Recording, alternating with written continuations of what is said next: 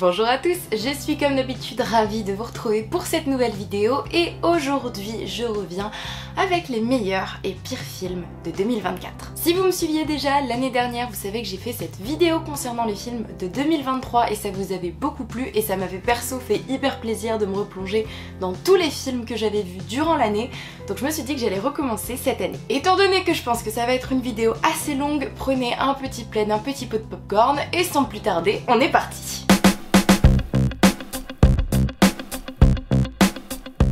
Évidemment, dans cette vidéo, j'ai fait un petit classement, sinon c'est pas drôle. Et on va commencer par une catégorie qui va vous plaire, je pense, puisqu'il s'agit de mes plus grosses déceptions. Honnêtement, quand je vois la liste, j'ai l'impression que 2024 a été une année de déception, tellement il y en a. Mais je vous rassure, il y a plein de choses dans plein de catégories différentes, donc pas de panique. Et évidemment, que ce soit dans cette catégorie ou dans une autre, il y a plein de films pour lesquels nous ne serons pas d'accord, donc n'hésitez pas à me dire votre avis en commentaire. Ne m'insultez pas, si on n'est pas d'accord, c'est pas grave, chacun ses goûts, mais ça me ferait plaisir d'avoir évidemment vos avis, vos retours sur les différents films dont on va parler, et évidemment sur ceux que je n'ai peut-être pas abordés ou pas vus cette année. On commence donc ce top dans la catégorie déception avec le film Vice Versa 2. Vice Versa 2 est donc la suite directe du premier film sorti en 2015. Dans ce nouveau film, on suit Riley cette fois à l'adolescence où de nouvelles émotions telles que l'anxiété et l'embarras rejoignent l'équipe dans sa tête. Voilà un petit peu pour le pitch et comme vous l'aurez compris à l'intitulé de cette catégorie, j'ai été déçue par ce film. J'ai personnellement beaucoup aimé le premier film et j'espérais de ce second qu'il aille davantage en profondeur, d'autant qu'on traite de l'adolescence qui est une période compliquée et où il y avait à mon goût beaucoup de choses à aborder. Ici, on est pour moi sur un copier-coller du premier film, c'est-à-dire que l'histoire est la même. Au lieu de perdre joie et tristesse dans les méandres de la mémoire de Riley, on perd simplement toute l'équipe originelle. Pour le coup, j'ai trouvé ça assez intéressant de rajouter le personnage d'Anxiété, qui est un ami de longue date, et qui est un vrai fléau chez les jeunes aujourd'hui. Mais à l'inverse, les émotions telles que l'ennui, l'envie, l'embarras, c'est des émotions qui pour moi arrivent bien plus tôt qu'à la puberté, et qui du coup n'étaient pas du tout essentielles. Peut-être qu'il aurait été intéressant de travailler en profondeur le scénario avec les personnages qu'on connaît déjà, quitte à en rajouter quelques-uns qui se prêtent un petit peu au sujet, mais éviter d'en rajouter plein qui ne servent à rien. D'ailleurs, j'aurais trouvé ça plus intéressant de découvrir des émotions telles que l'amour ou la frustration, qui sont des émotions qui, à mon sens, correspondent beaucoup plus à l'arrivée de l'adolescence. Au-delà de ça, on a aussi eu des espèces de refs à la pop culture avec des éléments tels que la banana outil qui pour moi ne se prêtait pas du tout à ce Disney. Et il y a aussi eu des sortes de faux raccords entre guillemets avec par exemple le fait que dans la tête des parents de Riley, qui sont pourtant adultes et donc dans la logique du film confrontés à davantage d'émotions, on ne retrouve que les 5 principales à chaque fois. Bref, assez déçu de ce film qu'on nous a pourtant tellement vendu. On continue avec un film pas du tout dans le même registre puisqu'il s'agit de Smile 2. Nous sommes ici sur la suite indirecte du film Smile sorti en 2022. Ah oui, et d'ailleurs sachez-le, dans cette vidéo on va parler beaucoup de second opus puisque il semblerait que 2024 ait été une année de suite. Dans Smile 2, donc, une pop star tourmentée par ses traumatismes devient la nouvelle cible du démon parasite, sombrant alors dans des hallucinations terrifiantes. Dans l'ensemble, c'est pour le coup un film qui se regarde, j'ai pas passé non plus un mauvais moment, mais j'ai été un poil déçue lors du visionnage. Pour commencer un petit peu sur du positif, la séquence d'ouverture du film est très bien maîtrisée, il s'agit d'un plan séquence de près de 10 minutes, donc ça change de ce qu'on a l'habitude de voir dans le cinéma d'horreur, et franchement j'ai trouvé ça super. La suite en revanche, elle m'a un peu moins convaincue. On nous vend depuis la bande-annonce et jusqu'à la fin du film une théorie plus qu'intéressante qui consisterait en une mort clinique de l'hôte sans témoin afin d'éliminer définitivement le parasite et au final on nous laisse clairement sur notre faim avec une impression de retour à la case départ. Ils ont également voulu jouer beaucoup sur l'aspect psychologique en oscillant entre réalité et hallucination sans jamais trop nous situer en tant que spectateur et si ça a certainement plu à beaucoup de personnes, pour le coup ça m'a un peu perdu. Bref, j'avoue être sortie de la salle avec le cerveau en vrac et un petit sentiment de trahison. On continue avec un film où je n'ai aucune idée de si vous allez être d'accord ou non. Le prochain film c'est Beetlejuice Beetlejuice. On continue effectivement dans notre train des suites de films puisque on est sur la suite du film de Tim Burton de 1988. Dans ce nouveau film, Lydia doit retourner dans la maison hantée de Winter River après une tragédie familiale, mais un enchaînement d'événements entre sa fille Astrid des âmes perdues et l'intrigant Beetlejuice menace l'équilibre entre les vivants et les morts. En tant que grande fan de l'univers de Tim Burton depuis toute petite, j'avais énormément d'attentes pour ce film et je suis ressortie un peu déçue de la salle de cinéma. Pour moi, le premier film avait absolument tout pour lui. Des personnages décalés et attachants, des moments cultes comme la scène du repas musical, des références burtoniennes partout, une bande son du tonnerre et évidemment un scénario intemporel qui reste dans les bangers de Tim Burton. Dans ce second opus, j'ai eu davantage une impression de déjà-vu qu'on ne connaît pourtant généralement pas chez ce réalisateur au cerveau déjanté. Là, le scénario est parfois un peu bancal, le personnage d'Astrid ne correspond pas tant que ça à l'univers et surtout n'apporte rien à l'histoire. J'aurais préféré qu'on se concentre davantage sur Lydia. Le personnage de Beetlejuice perd lui tout son intérêt et son caractère en étant piégé au second rôle de son propre film. J'étais quand même contente de retrouver certains éléments comme la musique du début, les acteurs, certains effets visuels qui nous rappellent les années 80 et qui nous replongent surtout le temps d'un instant dans cette magie de Tim Burton. Mais je crois que c'est aussi le problème. Ce que j'ai le plus aimé dans ce second film, c'est ce qui m'a rappelé le premier. Alors même si le moment était quand même sympa, je préfère largement voir 2 fois Beetlejuice que de revoir Beetlejuice. On continue avec un biopic puisqu'il s'agit de Bob Marley, One Love. Ce film présente donc la vie de Bob Marley, qui s'en serait douté, son ascension au sommet en tant qu'icône mondiale et les secrets, l'histoire derrière ses chansons emblématiques. Le film suit donc son parcours entre ses défis personnels et sa contribution au paysage musical mondial. Que penser de ce film?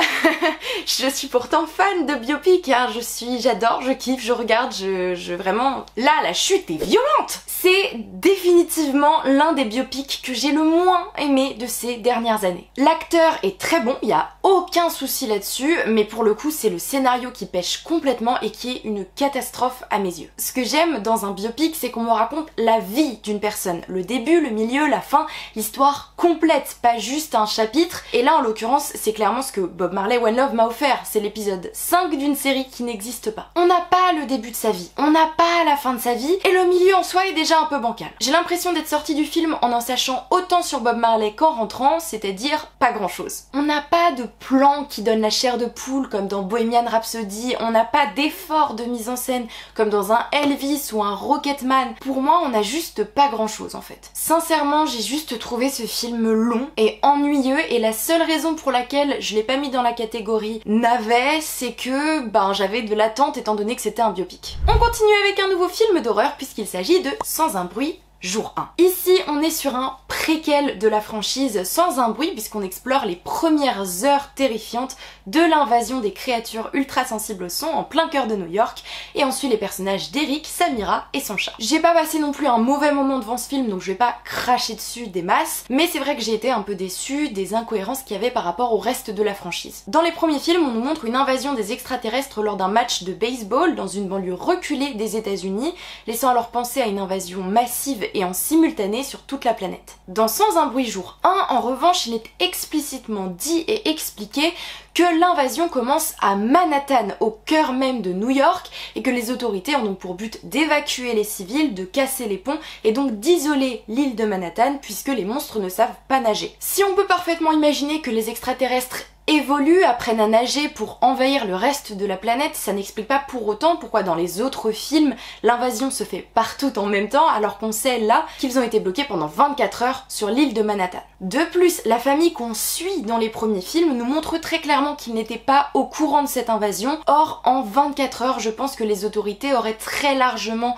parler de cette information et elle se serait propagée partout sur la Terre entière. Pour moi, c'est une très grosse incohérence qui altère donc avec cet univers qui semblait pourtant parfait. Aussi, j'ai trouvé les personnages largement moins attachants que dans les premiers films. C'est-à-dire que soit ils ne parlent pas, soit ils hurle à la mort et ça crée une énorme incohérence puisqu'on est sur des bestioles qui entendent le son à des kilomètres et qui entendent une brindille qui craque. Pour rappel, hein, dans les premiers films, la famille Abbott se cache dans un sous-sol avec des murs parfaitement isolés et ils parlent uniquement en langue des signes pour ne prendre aucun risque et faire le moins de son possible. Et là, vous allez me dire que les deux coquins qui sont en train de hurler toute leur tripes, on les entend pas? Pas à moi, pas à moi, non, non, non, non, non. Parce que là, concrètement, même si on peut imaginer que sur la durée, il y a une évolution des créatures qui sont de plus en plus sensibles au son, etc., je pense que hurler comme ça, c'est nous prendre un peu pour des artichauts, quoi. Il y a quelques autres incohérences dans le film, notamment à la fin, mais du coup, je ne vais pas en dire trop parce que ça risquerait de vous spoiler, donc je vous laisse découvrir ça par vous-même. Au final, je me rends compte que j'ai quand même pas mal craché sur ce film.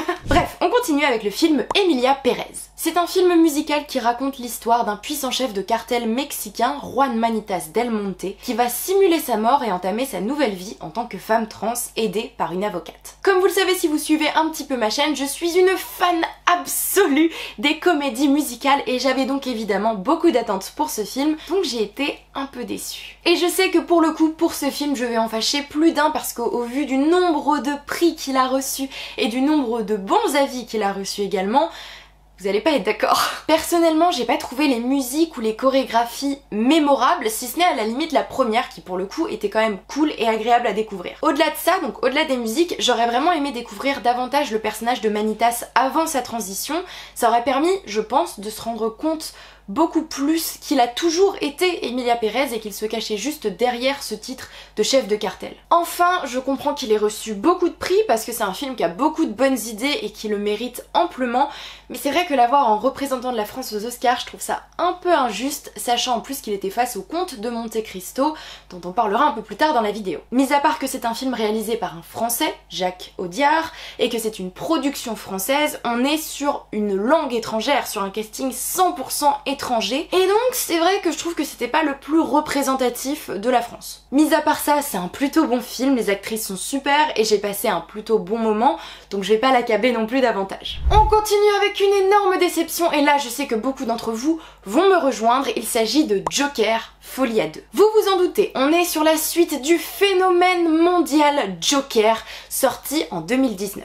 Dans ce nouveau film, l'histoire explore davantage la descente dans la folie d'Arthur Fleck au travers d'une comédie musicale assez sombre. Interné, il développe une relation complexe et destructrice avec Harley Quinzel. C'est pour moi l'un des films qui porte le mieux le nom de déception. Même concept que pour Emilia Pérez, comédie musicale, donc j'avais beaucoup d'attentes, d'autant que pour moi le premier film était un chef-d'œuvre. Et là pour moi cette suite est une catastrophe. Je crois que l'avis général est vraiment partagé, soit on adore, soit on déteste, et du coup vous avez compris dans quelle catégorie je me place. Si ce film aurait mérité une vidéo entière dédiée à lui, je vais essayer ici d'être assez concise. Commençons donc par l'aspect musical que j'ai trouvé raté. Il y aurait eu beaucoup de choses à faire avec la folie du Joker et pour moi ils sont complètement passés à côté. Pour moi les musiques sont nulles, il y en a une seule dont je me souviens du titre, c'est Joker is Me, et pour les autres elles sont toutes sorties de ma mémoire. Mon cerveau lui-même a décidé de les occulter. Autant j'adore Joaquin Phoenix en tant qu'acteur, je le trouve absolument incroyable, autant dans ce film-là j'avais l'impression que sa voix n'était pas suffisamment travaillée. Les tableaux musicaux sont rasoirs et n'apportent finalement rien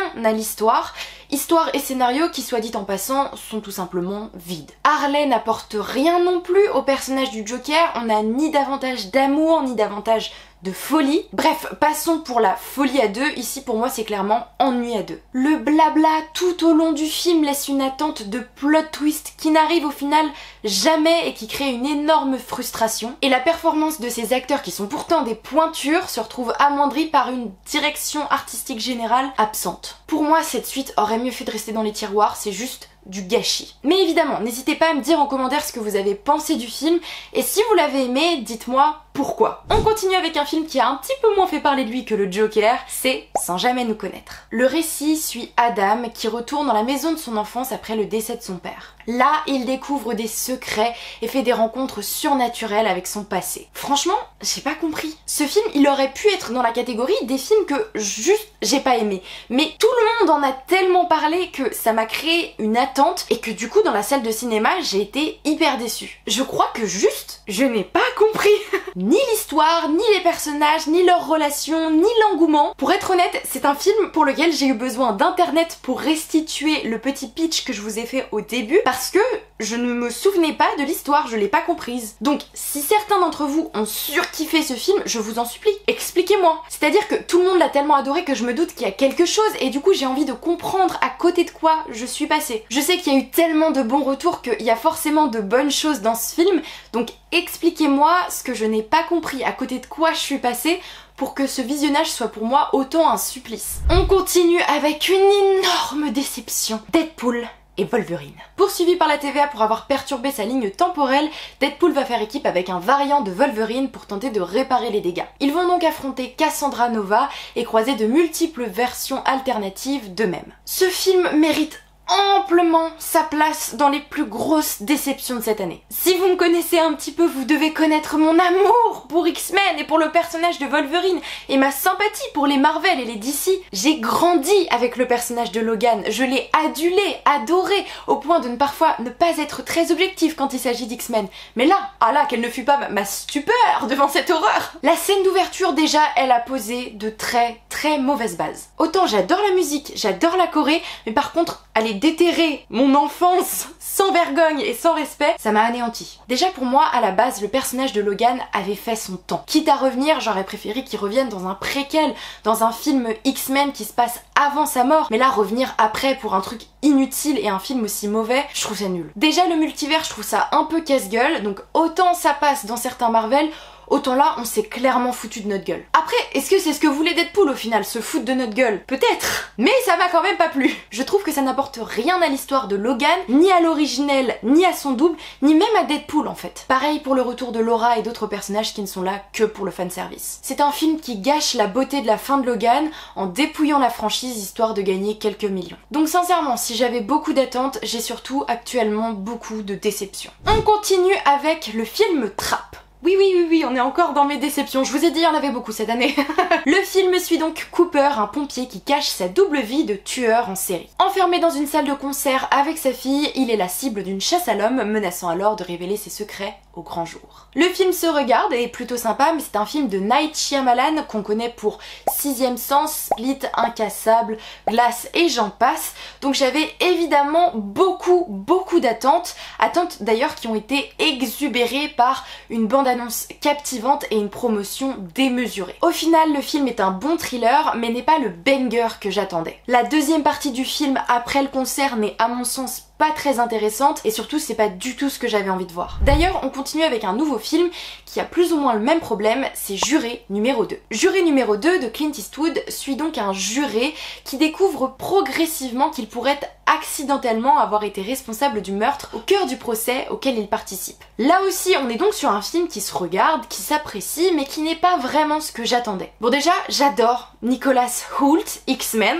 toi-même tu sais, il joue très bien dans le film. Après, j'ai moins accroché au jeu de l'avocate, mais pour le coup c'est purement subjectif. Ma véritable déception en réalité sur ce film, c'est l'inexorable attente d'un plot twist qui n'arrive absolument jamais. Si on s'attend à différentes options de fin, il n'y en a absolument aucune. Je suis déjà pas fan des fins ouvertes à la base, mais alors là je reste sur un sentiment amer de film inachevé à la fin bâclée. On passe donc au tout dernier film de la catégorie déception. Elle fut longue, j'en témoigne. Il s'agit donc pour ce dernier film de Dune 2. Paul Atreides poursuit son chemin dans l'espoir d'accomplir la prophétie en s'alliant aux Fremen afin de libérer Arrakis de la domination brutale des Harkonnen et de l'Empereur. Je sais que je vais clairement en fâcher plus d'un, donc je vais être assez rapide sur ce film. Si vous avez vu la vidéo de l'an dernier, vous savez que je n'ai absolument pas accroché à l'univers et au premier film, donc j'attendais un peu de ce second qu'il me fasse enfin supporter les 3 heures de visionnage, mais non. Les effets spéciaux sont super, les acteurs sont excellents, je sais même pas quoi reprocher spécifiquement à ce film, si ce n'est peut-être sa longueur, mais c'est juste que je crois que je n'accroche pas à cet univers aussi bien sur grand écran que dans les pages d'un livre. Voilà, je m'excuse auprès de tous les fans, je n'aime pas cette franchise. On passe donc enfin à une nouvelle catégorie, mais ne vous en faites pas, je continue de cracher mon venin, puisqu'on passe au film que je n'ai pas aimé.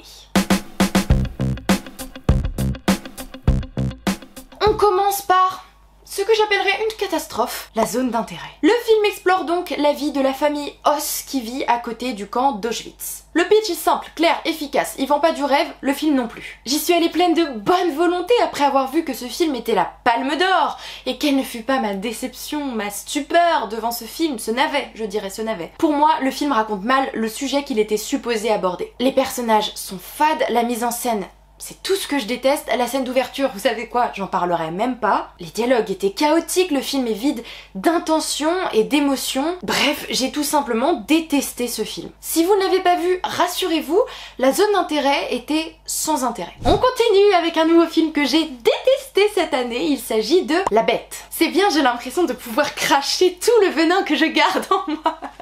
Mais il y a même pas tant de films que ça que je déteste, mais j'adore, je crache. Bref, La Bête suit donc les personnages de Gabriel et Louis à travers 3 époques distinctes, 1910, 2014 et 2044, explorant l'amour, la peur et l'identité. Gabriel subit une procédure visant à effacer ses émotions pour fuir ses traumatismes, tandis que ses vies antérieures révèlent une connexion avec Louis. Vous avez compris le pitch? Non? Moi non plus. C'est la version appauvrie, amoindrie de Eternal Sunshine of the Spotless Mind. Je trouve qu'on ne comprend rien au film, il n'apporte rien, aucune émotion, aucun questionnement, il est juste vide. Et pourtant, j'adore l'acteur George McKay qui a l'un des 2 rôles principaux dans le film, mais pour moi là, il était clairement pas à son avantage. Franchement, j'ai pas grand chose à dire sur ce film, j'ai même pas de critique très élaborée, je l'ai juste pas aimé et je ne le revisionnerai pour rien au monde. On continue avec le film Jamais plus, It Ends With Us. Le film est basé sur le roman de Colleen Hoover et suit le personnage de Lily Bloom qui reconstruit sa vie à Boston après une enfance traumatique. Alors qu'elle entame une relation passionnée avec Ryle, un neurochirurgien charmant mais violent, le retour de son premier amour, son amour de jeunesse, Atlas, va la pousser à faire des choix déchirants pour briser le cycle de la violence et tracer son propre chemin. Pour le coup, j'ai pas détesté ce film, mais j'ai pas non plus trop compris l'engouement autour de celui-ci. Pour moi, il ne racontait pas bien et pas suffisamment le sujet qu'il était supposé traiter. La mise en scène n'aidait pas à la compréhension du point de vue du réalisateur et la fin laisse un peu à désirer d'un point de vue éthique, je trouve. Au-delà de ça, il a aussi beaucoup fait parler de lui de manière négative à cause des dramas qu'il y a eu avec Blake Lively qui sont sortis récemment et je pense que c'est l'une des raisons pour lesquelles il est aussi mal noté. D'ailleurs, pour le coup, je trouve que Blake Lively ne correspondait pas tellement au rôle, notamment au niveau de l'âge. Lily Bloom est censée avoir 23 ans, Blake Lively en a 37. Bref, c'est pas non plus un film catastrophique, mais disons que je suis contente d'avoir un pass UGC et de ne pas avoir payé spécifiquement pour voir ce film. On continue avec le film Maxine.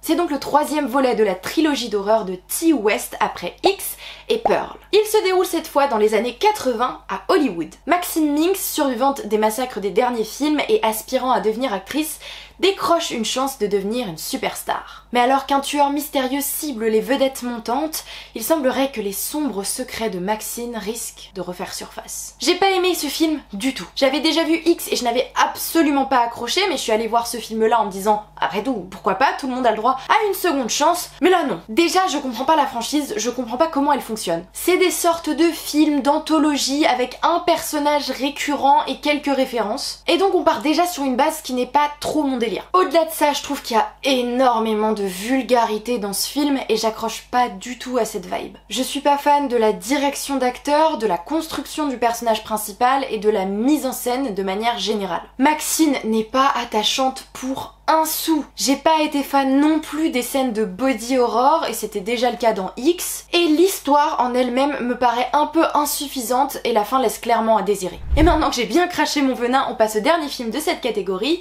Longlegs. Le film suit donc une agente du FBI chargée de traquer un tueur en série occultiste incarné par Nicolas Cage dans l'Oregon des années 90. Pour le coup, j'ai pas passé un mauvais moment, mais je peux pas dire que le film m'ait marqué pour autant. Il y a de bonnes idées de mise en scène, un jeu d'acteurs convaincant, une équipe maquillage au top et un début de film qui laissait présager le meilleur. Et en vrai, ça aurait pu être pire, mais c'est juste que la deuxième partie du film m'a perdue. En fait, j'ai été déçue du tournant qu'a pris le film. Moi qui m'attendais à un film de tueur en série, je me suis au final vu servi un film de possession, de démons et de divers éléments surnaturels. Je sais que beaucoup de personnes l'ont bien aimé, donc si jamais vous l'avez vu, n'hésitez pas à me dire ce que vous en pensez en commentaire. Et juste avant avant de passer à la catégorie suivante, mention spéciale au film Making of, Sleep, Les Guetteurs et Pas de Vague qui ont aussi leur petite place bien au chaud dans cette catégorie des films que j'ai pas trop aimés. On continue donc enfin avec du positif puisqu'on passe au film sympa.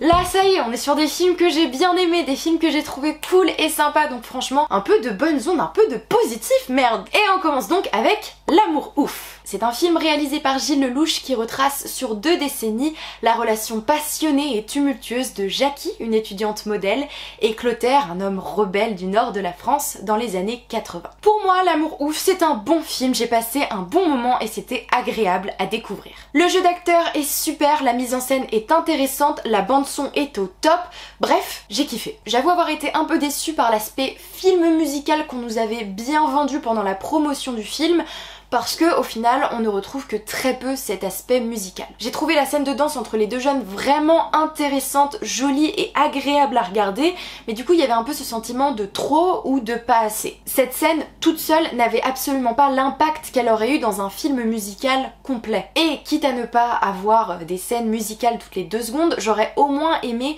avoir une autre scène musicale, cette fois avec Jackie et Clotaire une fois adultes, histoire de boucler la boucle. Mais bon, on fait vite le deuil et malgré quelques petites longueurs, on passe vraiment un bon moment dans la salle de cinéma. On continue dans les films sympas avec le film Terrifier 3. Là, pour toutes les personnes qui ont entendu parler de ce film, qui ont vomi, qui ont fait un malaise peut-être, qui ont décidé de ne pas aller voir le film, eh bien, je suis désolée, mais il est bel et bien placé dans cette catégorie. Art le clown reprend donc sa série de meurtres sanglants à l'approche de Noël, cette fois accompagné par un démon. Il s'agit de Victoria Hayes, une survivante possédée. Sienna, quant à elle, encore traumatisée par les événements qu'on a pu voir dans les précédents films, se retrouve à affronter une nouvelle fois Art le clown pour protéger sa famille et mettre fin à son règne de terreur. Je vous avais déjà parlé de Terrifier 2 l'année dernière et je l'avais très largement saucé, ce qui lui a mis une grosse pression parce que comme on l'a vu jusque là, souvent quand le premier film est bon, le second l'est moins, et pourtant celui-là s'en est plutôt bien sorti. Effectivement, la franchise Terrifier ne m'a pas encore déçue, même si j'avoue que le second film reste dur à égaler. On retrouve donc ce qui m'a plu dans le second film, c'est-à-dire un réalisateur qui n'a pas froid aux yeux et qui va plus loin que ce que nous, spectateurs, aurions pu imaginer. Néanmoins, bien que de manière générale je sois pas nécessairement dans la surenchère, c'est vrai que dans ce film et cette franchise-là, particulièrement, j'aurais aimé en avoir. On ressent que ce 3e film a été fait pour un public plus large et moins mature. Si le second film n'était sorti que dans quelques salles de cinéma en France et n'avait pas fait beaucoup de bruit, le 3e par contre a explosé les quotas, on a vu des vagues de spectateurs déferler dans les salles de cinéma, il a fait beaucoup de bruit sur les réseaux sociaux notamment, puisqu'il a été vendu comme le film le plus terrifiant de tous les temps. Bref, au-delà de ça, j'ai aussi trouvé dommage le fait que l'aspect démoniaque prenne le dessus sur la personnalité de Art. Néanmoins, j'ai passé un bon moment, c'est un film que je ne reverrai pas toute seule sur mon canapé. Comme ça, donc il a réussi son job et surtout j'irai voir de bon cœur le 4e film Terrifier, donc encore une fois, mission accomplie. On continue avec le film Speak No Evil. Le film suit donc un couple américain composé de Ben et Louise qui, après avoir rencontré un couple charismatique britannique durant des vacances, décident d'accepter leur invitation à venir dans leur petit domicile isolé. Ce qui commence comme une escapade agréable se transforme petit à petit en cauchemar lorsqu'ils découvrent les agissements étranges de leurs hôtes. J'ai du coup trouvé ce film dans l'ensemble plutôt sympa, mais j'ai pas tant de choses à dire que ça dessus. Mention spéciale à James McAvoy, X-Men toujours, toi-même tu sais, qui joue évidemment très bien dans ce film. En même temps, les rôles de manipulateur et de malade mentaux lui vont plutôt très bien, on avait pu le voir notamment dans Split. J'ai trouvé que l'aspect dégringolade de l'état mental des hôtes et des relations entre les deux couples était vraiment intéressant, la relation entre les enfants est très cool aussi. Franchement, le scénario est bien ficelé, on passe un bon moment, donc c'est un bon film. On continue avec un film qui va faire un petit peu débat je pense, c'est La planète des singes, le nouveau royaume. L'histoire se déroule donc plusieurs décennies après le règne de César, dans un monde où les singes dominent et règnent sur l'ensemble de la planète et où les humains ont régressé à l'état sauvage. Un jeune singe entreprend alors un voyage périlleux remettant en question tout ce qu'il sait du passé et il se retrouve alors face à un chef tyrannique bâtissant son empire. Ah, La planète des singes, c'est un univers que j'affectionne tout particulièrement, je l'aime beaucoup et ce film, contrairement à toutes les critiques qu'il a pu recevoir, et ben moi je l'ai plutôt bien aimé. Le film est réalisé par Wes Ball, le réalisateur des 3 premiers films Le Labyrinthe et producteur sur le 4e film qui est actuellement en préparation, et là déjà je sais que j'ai marqué des points. Les effets visuels et spéciaux sont excellents, les singes sont magnifiques, les acteurs sont très bons et le scénario tient la route. J'y suis allée sans trop d'attente si ce n'est celle de passer un bon moment et mon cœur a été comblé. On continue avec le film Iron Claw. C'est un drame biographique qui suit l'histoire vraie de la famille Von Erich, une famille de lutteurs professionnels dans les années 80 qui va subir bon nombre de tragédies. Le film explore leur ascension dans le monde compétitif du catch ainsi que toutes les pressions familiales et psychologiques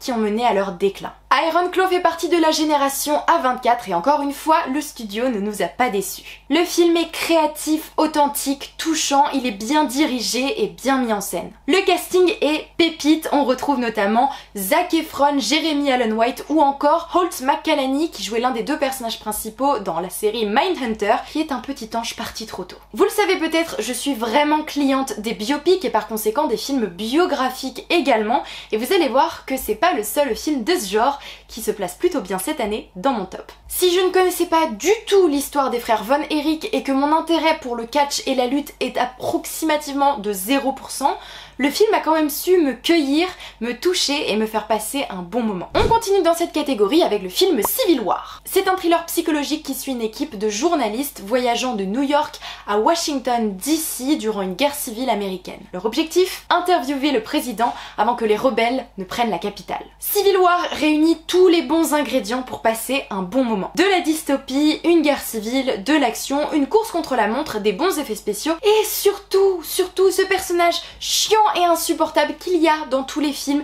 et qui se retrouve embarqué dans l'aventure, tu ne sais pas pourquoi, tu ne sais pas comment, qui est insupportable et qui saoule tout le monde. Derrière ces airs de gros dur, Civil War nous transpose la réalité géopolitique de ce pays qui pourtant essaye tant de nous vendre le rêve américain. Il nous questionne sur notre condition, sur ce qu'on a acquis et sur ce que le monde peut devenir. On passe au prochain film qui est donc Une année difficile. Dans ce dernier film d'Eric Toledano et Olivier Nakache, on suit les personnages d'Albert et Bruno, deux loupards qui s'infiltrent dans des groupes militants écologistes pour profiter des avantages gratuits des manifestations. Mais au fil de leur aventure, le cynisme laisse place à une prise de conscience sincère, les confrontant à leurs valeurs et à leurs responsabilités envers le monde. Comme pour tous les films de Toledano et Nakache, on passe un bon moment. Ils défendent encore une fois à travers le prisme de l'humour une cause forte et importante, celle de l'écologie. Bref, c'est un film sympa devant lequel on passe un bon moment. Mais petit point, pour ceux qui l'ont vu, n'hésitez pas à me dire ce que vous avez compris de la fin du film. Je sais pas si c'était une dernière blague en référence au Covid ou si c'était une idéalisation de ce qu'aurait pu être le rêve de la militante principale. On passe à un prochain film où je ne sais pas si vous allez être d'accord,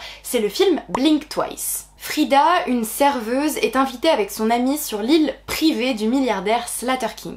Ce qui commence en escapade luxueuse se transforme rapidement en véritable cauchemar. Elle va découvrir que les femmes invitées sont en réalité victimes d'agressions qui sont effacées de leur mémoire grâce à une substance hallucinogène. On peut dire que ce film est tombé à pic puisqu'il est sorti à quelques jours d'écart seulement de l'éclat de l'affaire P. Diddy. Néanmoins, le film fait davantage référence à l'affaire Epstein, je pense. Ce film reflète donc bien l'horreur qu'ont subi et que peuvent encore subir les victimes invitées à ces soirées de l'horreur et l'aspect sectaire de celle-ci. Je pense que la réalisatrice a tenté d'atténuer la violence du film en ajoutant une petite dose, un petit soupçon de magie avec un parfum hallucinogène, et je pense que ça embellit entre guillemets l'aspect horrifique et trop plausible du film. Le fait est qu'il raconte ce qui a été longtemps tu et ça rend ce film pour moi courageux et nécessaire. Dans tous les cas, si jamais vous ne l'avez pas vu, soyez avertis, c'est un film qui n'est pas facile à voir. On continue avec le film Vaiana 2.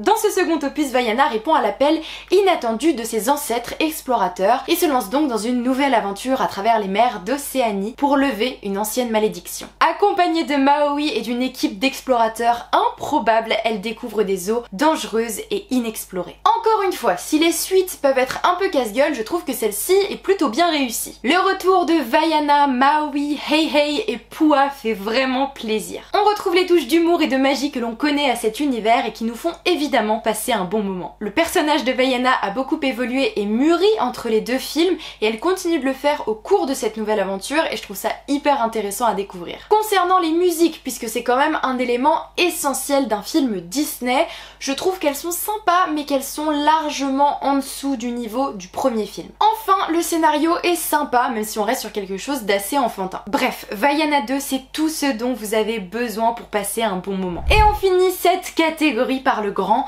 Gladiator 2. Le film suit donc Lucius, le fils de Maximus, qui après la chute de Rome se retrouve contraint de combattre dans le Colisée sous le règne des empereurs jumeaux. En tant que gladiateur, il lutte évidemment pour sa survie tout en cherchant à restaurer l'honneur et la gloire de l'Empire romain. Faire la suite d'un chef-d'œuvre ancré dans la culture de tous, surtout 24 ans plus tard, ça demande du courage et de la folie.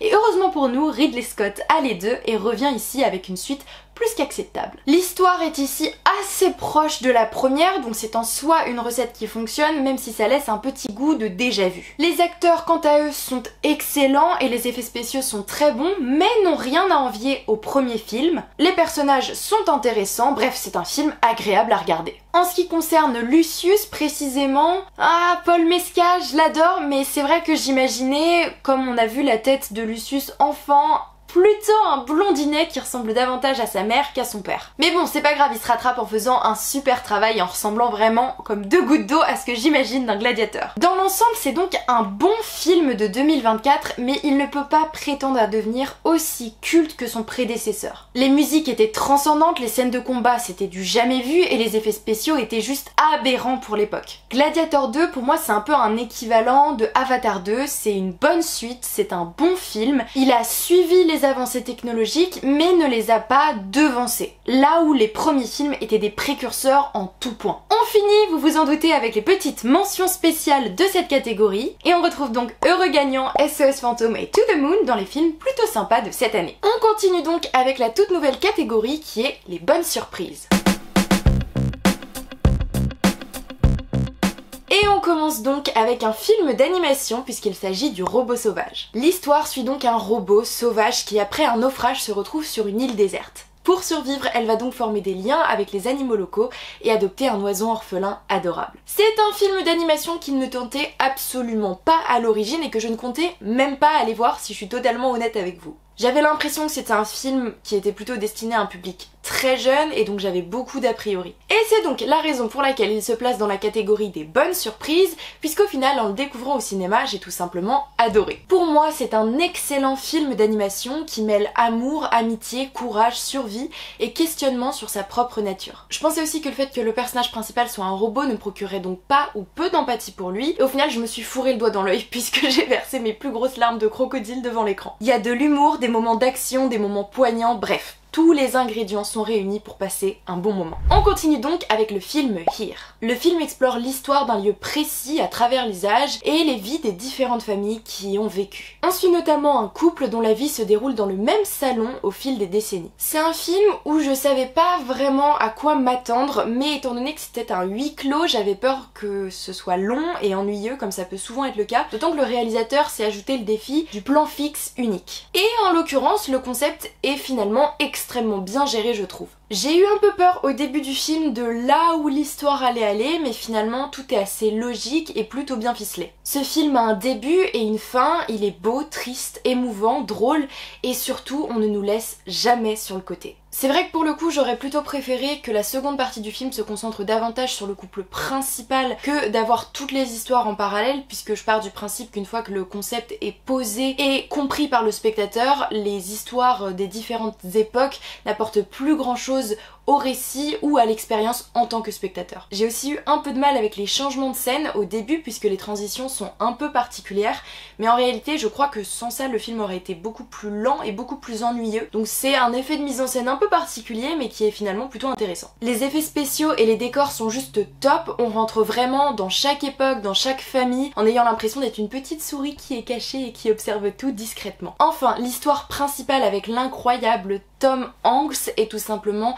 génial, c'est prenant, c'est touchant et les personnages sont extrêmement attachants. Je suis du genre à adorer les films de vie, c'est-à-dire les films qui retracent la vie d'une personne sur des années et non pas seulement un moment, une aventure, une année, et bah franchement j'ai passé un super moment devant Here. Le film parle de nous, de nos parents, de nos grands-parents, de leurs parents avant eux, mais aussi de nos enfants. Il parle de racisme, de féminisme, de maladie, de devenir père, de grandir, de vieillir, de mourir, de construire, de déconstruire, de détruire, mais surtout et avant tout, de vivre. La vie, tout simplement, dans toute sa grandeur et toute sa complexité. On continue ensuite avec un prochain film qui n'a absolument rien à voir puisqu'il s'agit de Project Silence. Il s'agit d'un thriller catastrophe sud-coréen dans lequel on suit des survivants piégés sur un pont en ruine, confrontés à des chiens militaires génétiquement modifiés échappés d'une expérience secrète. Le cinéma coréen n'a pas fini de nous impressionner. Project Silence est à la fois un film fort d'action et intelligent de narration. Il est rapide mais sensible, intense mais doux. C'est, je pense, un parfait compromis entre le cinéma américain et le cinéma français,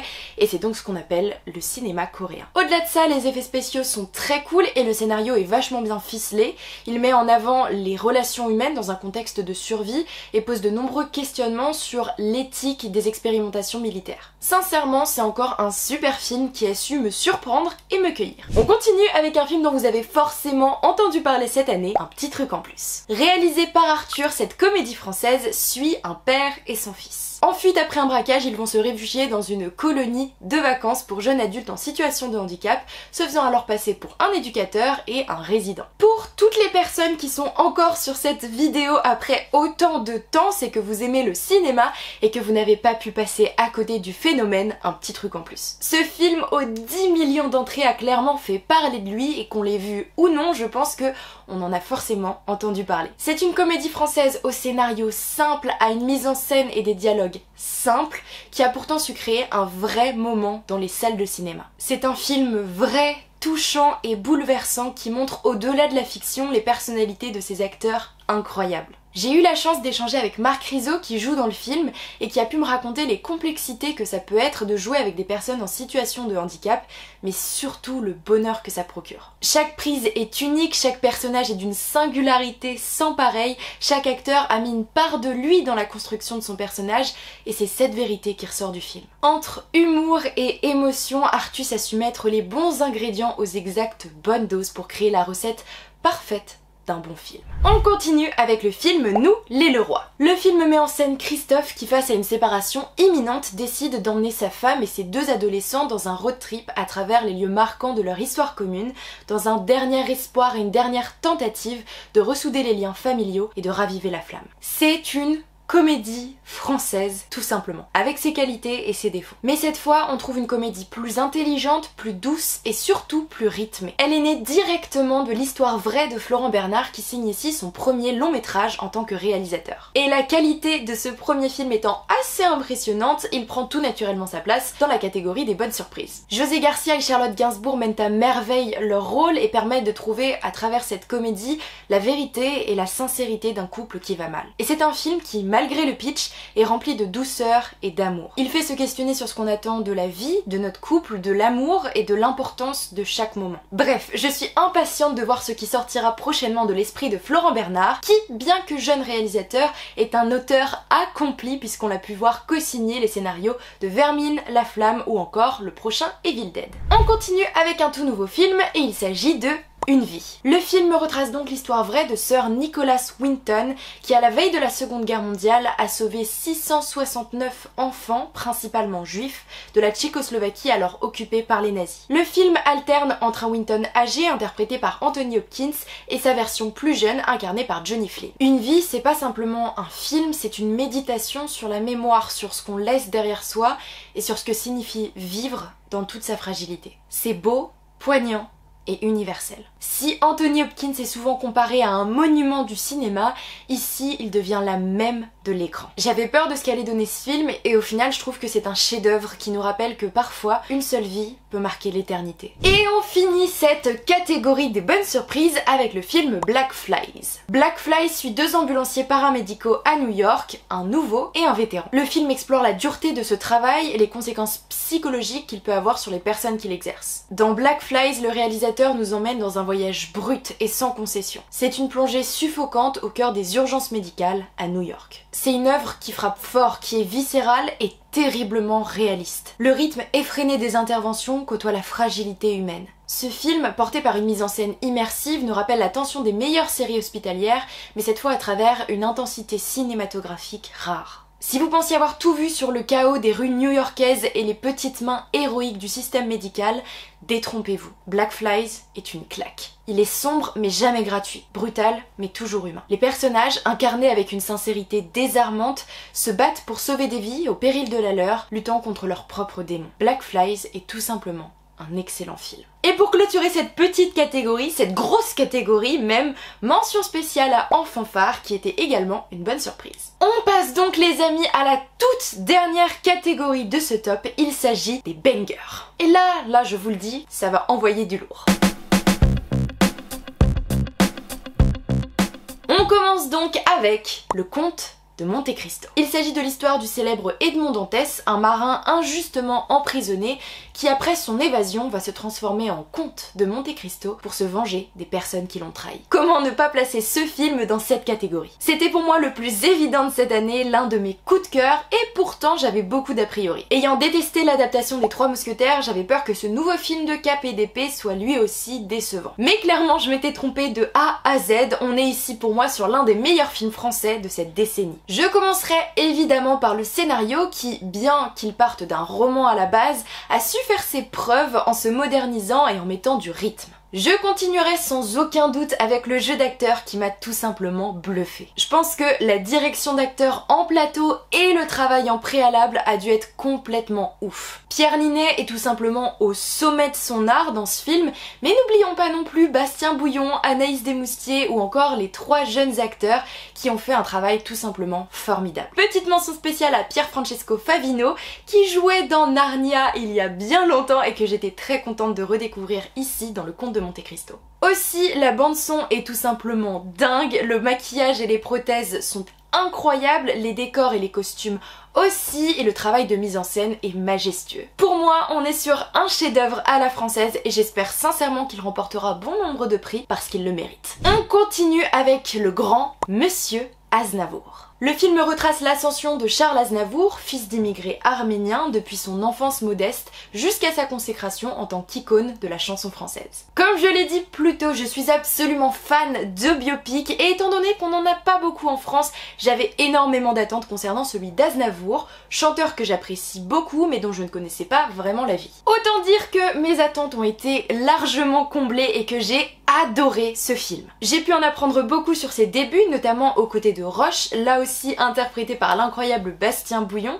sur ses relations familiales, ses relations amoureuses, ses relations professionnelles, avec notamment la célèbre Edith Piaf, sur son ascension, ses questionnements, ses doutes, ses envies et ses peurs, bref, sur sa personnalité dans sa globalité, des côtés doux aux côtés sombres, de ses qualités à ses défauts. Comment ne pas évoquer l'incroyable Tahar Rahim qui a fait un travail absolument dingue sur ce film. L'interprétation est tout simplement bluffante. Il a énormément travaillé sur sa voix afin de chanter lui-même les chansons dans le film et concrètement on y voit que du feu, sur sa manière de parler aussi puisque Charles avait une diction un peu particulière, sur sa manière de se tenir, de bouger, notamment sur scène. Bref, c'est un travail de longue haleine qui a été mené des mois durant avant le tournage et ça se ressent. Il y a beaucoup de très beaux moments, c'est touchant, doux, drôle, c'est humain et c'est ce que j'aime. Je me suis pris une claque monumentale devant ce film, je l'ai vu en avant-première un bon mois avant qu'il sorte officiellement en salle et dès que j'ai pu, j'y suis retournée. Que vous connaissiez le personnage d'Aznavour ou non, que vous aimiez ses musiques ou pas,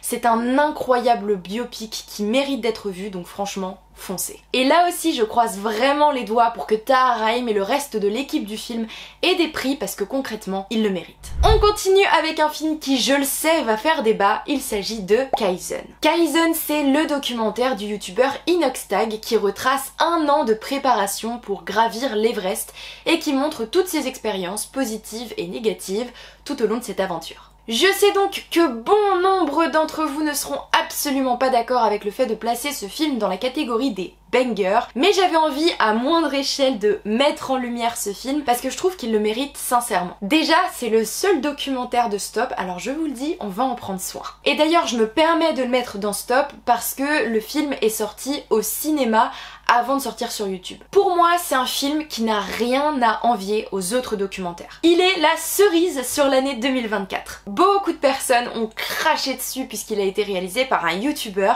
mais d'un point de vue parfaitement objectif et critique, je trouve que c'est une œuvre qui est vraiment qualitative et j'ai sincèrement passé un bon moment. Je me suis laissée prendre au jeu dès le début, dès la première seconde de l'incroyable générique, soit dit en passant, et ce sentiment ne m'a pas lâché avant la fin du film. Pour être tout à fait honnête, je ne connais que très peu le personnage d'Inoxtag, je ne suis pas ses vidéos ni rien du tout, donc j'avais beaucoup d'a priori sur ce documentaire, comme bon nombre d'entre vous je pense, et finalement j'ai été cueillie. Inox est touchant, inspirant et il fait preuve de beaucoup plus de maturité que ce que j'aurais pu imaginer. Il témoigne d'un grand courage et d'un mental d'acier qui néanmoins n'est pas sans faille et c'est ce que j'ai adoré. Ce que je trouve le plus beau dans la vie, c'est justement les failles, les défauts, les échecs, les imperfections, les moments de doute, de peur. C'est ce qui rend une personne humaine, c'est ce qui rend un moment unique et c'est ce qui rend ce documentaire si vrai. D'ailleurs, il a fait des chiffres de dingue lors de son exploitation en salle et sur internet, dépassant même les limites autorisées par le CNC,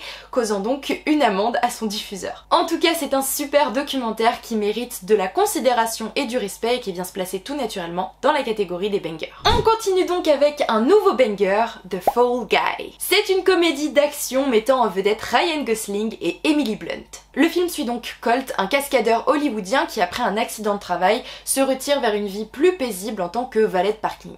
Cependant, il va être sollicité par une ancienne collègue pour retrouver une star disparue, le propulsant alors de nouveau dans le monde trépidant du cinéma et de la cascade. Là aussi, je vais en fâcher plus d'un, je le sais, mais pertinemment. Quoi? T'as mis un blockbuster américain dans la catégorie des bangers? Eh bah oui. Oui, je l'ai fait. Je réfléchissais durant la prépa de cette vidéo à quelle catégorie correspondait le mieux ce film et pour moi, à mon humble avis, c'est là, c'est les bangers. Pour beaucoup de cinéphiles, ce ne sera évidemment pas le cas, mais j'ai passé un tellement bon moment dans la salle de cinéma que ça aurait été culotté de ma part de le mettre ailleurs. Le scénario, à l'américaine certes, est très sympa, les acteurs sont excellents, l'humour à l'américaine apporte des touches de légèreté tout au long du film, et les effets spéciaux sont tout simplement géniaux. Mais vous savez quoi, au-delà de ça, le plus important c'est que ce film, il m'a fait rêver. Je trouve que c'est rare aujourd'hui de sortir d'une salle de cinéma avec des étoiles plein les yeux et des rêves plein la tête, et pourtant c'est exactement ce que m'a procuré ce film. J'adore le milieu du cinéma puisque je suis comédienne et j'affectionne aussi particulièrement le monde de la cascade, donc là clairement j'ai été servie. Ce que j'ai adoré aussi c'est qu'on vous vend des cascades incroyable, on vous vend du rêve, du spectacle, et ils viennent tout simplement casser la magie en vous montrant la réalité de comment ces cascades sont réalisées, et finalement c'est tout aussi impressionnant. Et je trouve que ça, franchement, c'est très fort. D'ailleurs, je crois que c'est sur ce film qu'il y a eu un record de tonneaux effectués lors d'une cascade mécanique, si je dis pas de bêtises. Bref, ce film est tout simplement dans cette catégorie parce que j'ai passé un excellent moment, je suis ressortie de la salle heureuse, j'ai passé les 20 dernières minutes du film avec un sourire plaqué sur mon visage. Il m'a fait rêver et c'est tout simplement ce que j'attends d'un film au cinéma. On continue avec un nouveau film où je sais que vous n'allez pas être d'accord encore une fois. Il s'agit de Twister. Ce film s'inscrit donc dans la franchise Twister mais n'est pas une suite directe du film de 1996. Le film suit donc Kate, une météorologue qui doit surmonter ses traumatismes liés aux tempêtes. Elle va finalement s'associer à une équipe de chasseurs de tornades afin d'étudier des phénomènes météorologiques extrêmes menaçant l'Oklahoma. Si le cinéma catastrophe avait besoin d'une tornade pour souffler un vent frais, Twister est cette tempête tant attendue. Ici, chaque bourrasque et chaque objet projeté semble vous frôler, faisant alors de l'écran une fenêtre ouverte sur le chaos. Twister a des scènes d'action vertigineuses et une mise en scène nerveuse qui ne laisse aucun répit. J'avoue pour le coup ne jamais avoir vu le film de 96 et j'ai donc découvert la franchise à travers ce film et franchement j'ai passé un bon moment. Le risque est partout, tout le temps, il n'y a pas une seconde d'ennui, tout s'enchaîne et tout s'enchaîne bien, c'est exactement ce que j'attendais de ce film, c'est ce que j'ai eu et j'ai été ravie. Par contre j'aurais adoré avoir l'occasion de le voir en 4K pour avoir encore plus d'immersion. Bref, c'est une tempête de frissons, d'émotions et d'émerveillement qui balaye tout sur son passage. Là aussi du coup beaucoup d'entre vous ne seront pas d'accord avec moi, mais j'ai sincèrement passé un bon moment,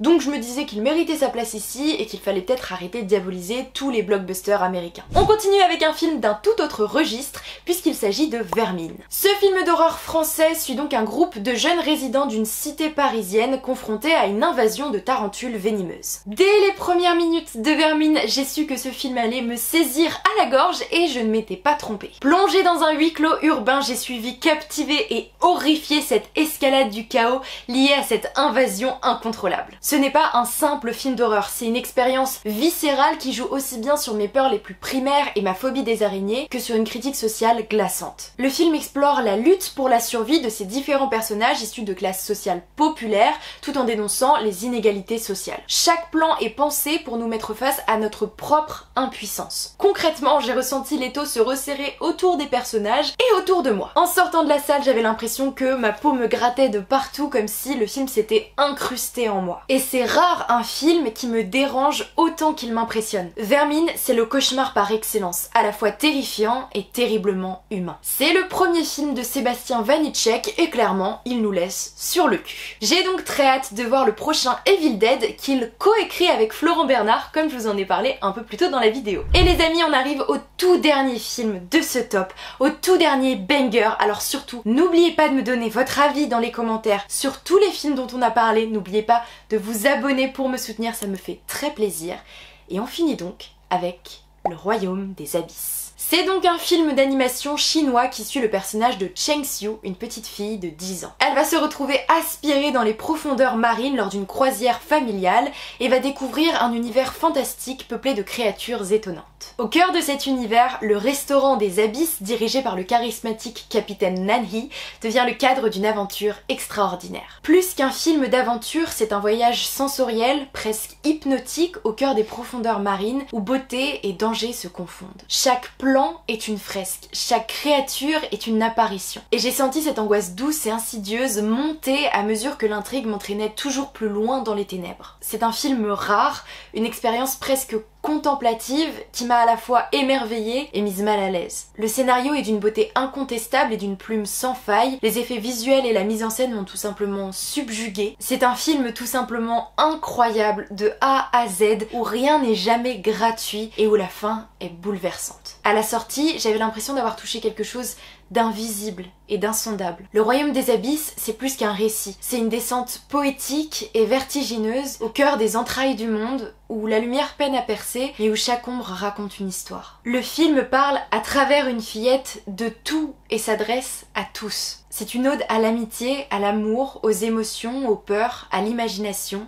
et au courage. À mon sens, ce film n'a pas été suffisamment reconnu en France puisqu'il s'agit tout simplement d'un chef-d'œuvre. Les amis, on en a donc fini pour ce top et cette très longue vidéo.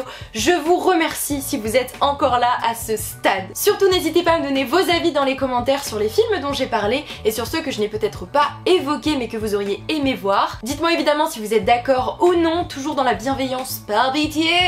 N'hésitez pas également à me parler des séries parce que c'est vrai qu'on n'en a pas évoqué dans ce top mais il y a eu beaucoup de belles choses cette année. Dans tous les cas, on arrive enfin au bout de cette vidéo donc je vous remercie vraiment de l'avoir regardée. Moi je vous fais plein de gros bisous. Je vous retrouve très bientôt pour une nouvelle vidéo. Bye tout le monde!